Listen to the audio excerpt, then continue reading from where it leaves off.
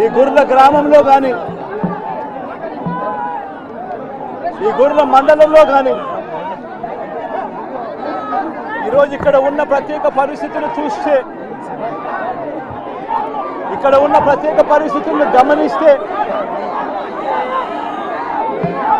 ఇవాళ ఆశ్చర్యం కలిగించే విషయాలు మన కళ్ళ ఎదుట కనిపిస్తాయి. ఈరోజు నేను అడుగుతా ఉన్నాను, మా హయాంలో గతంలో వైఎస్ఆర్ కాంగ్రెస్ పార్టీ హయాంలో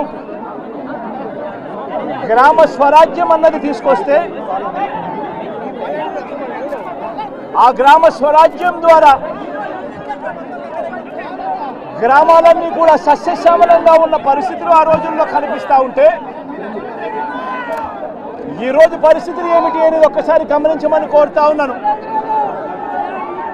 ఈరోజు గమనించినట్టయితే ఆ రోజు వైఎస్ఆర్సీపీ హయాంలో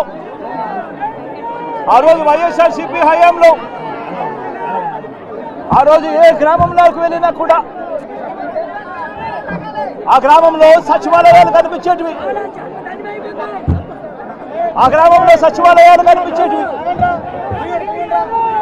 ఆ ప్రతి గ్రామంలోనూ కూడా ఆ సచివాలయంలో మన పిల్లలు చిక్కగా నవ్వుతూ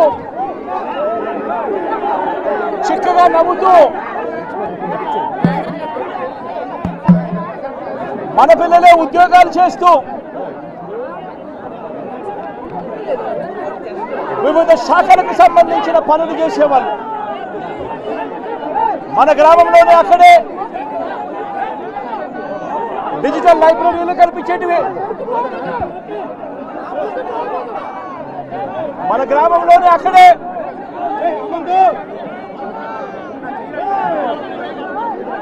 బాబు కథ బయట కొంచెం పక్కకి జరగకపోతే ఇక్కడ కింద పడతారమ్మా. మన గ్రామంలోనే అక్కడే గ్రామ సచివాలయాలలో పనిచేసే పిల్లలు పంచాయతీరాజ్ డిపార్ట్మెంట్ చూసేవాళ్ళు,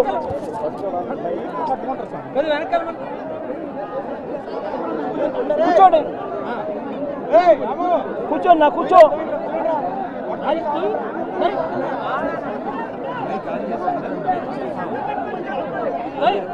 అదే సచివాలయంలో పంచాయతీరాజ్ డిపార్ట్మెంట్ చూసుకునే వాళ్ళు కనిపించేవాళ్ళు. కూర్చోవాలన్నా, కూర్చోకపోతే ఎట్లా చెప్పు.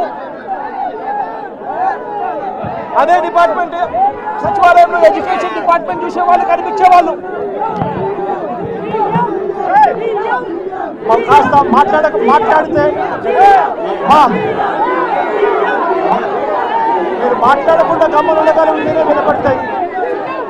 దయచేసి మాట్లాడకుండా గమ్మనుండగలరు మీరే వినపడతాయి.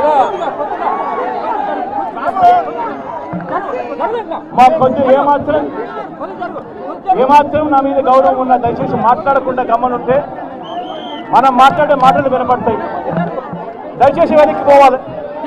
నా మీద ఏమాత్రం గౌరవం ఉన్నా వెనక్కి పోండి అమ్మా. దయచేసి వెనక్కి జరగాలి, జరగకూడదు. మీ ఇష్టం, మాట్లాడకుండా వెళ్ళిపోమంటే మాట్లాడకుండా వెళ్ళిపోతాను. నా మీద ఏమాత్రం గౌరవం ఉన్నా వెనక్కి వెళ్ళాలి.